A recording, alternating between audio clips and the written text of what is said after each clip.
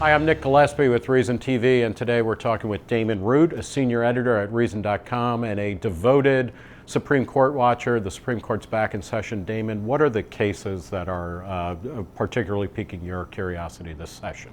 Well, you know, the healthcare case is obviously the big one. I mean, that's one of the biggest ones in the last few years. And this is about whether or not the individual mandate is constitutional, and more than that as well? It's about more than that. So is the individual mandate exceed Congress's power under the Commerce Clause? If it does exceed that power, does the whole Healthcare Act have to be struck down, or can the individual mandate be severed from it?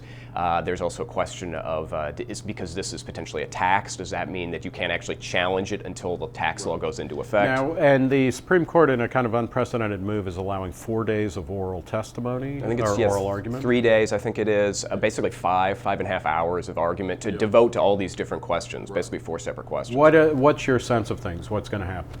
Well, it's not clear to me that there are 5 votes against the Healthcare Act. You know, a lot of the conversation focuses on Justice Kennedy. He's often the 5th vote, the swing vote. Yeah, it's not clear to me that even the Chief Justice Roberts is going to vote to strike it down. He's, you know, they're obviously seen as these conservatives who, of course, are going to be against Obamacare. But in fact, Roberts has taken a very broad view of congressional power, of federal power generally. Mm-hmm. So I could see him voting to uphold the law. I could also see him voting just very narrowly to put it off. This tax issue would be a way that we're just not going to touch it until basically 2014. That would be a way to, you know, to avoid the political, hot potato. What's next on your list?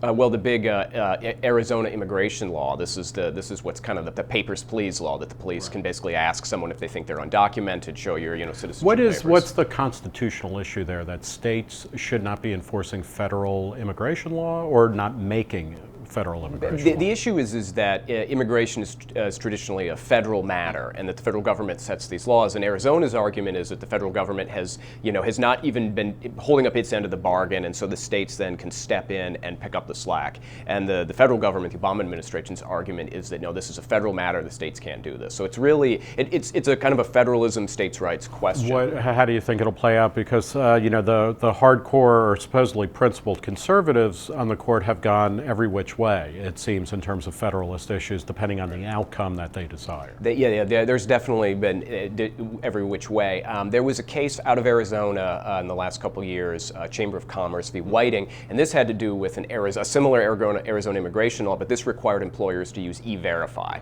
to check the status, and there were 5 votes to uphold that. So I think that we're likely to see a repeat of that. I mean, the issues are a little different. This is definitely more controversial, but there's some recent precedent to say that the court's conservative, the 5 conservative leaning, justices are going to say that this is a state matter. Let the state do it.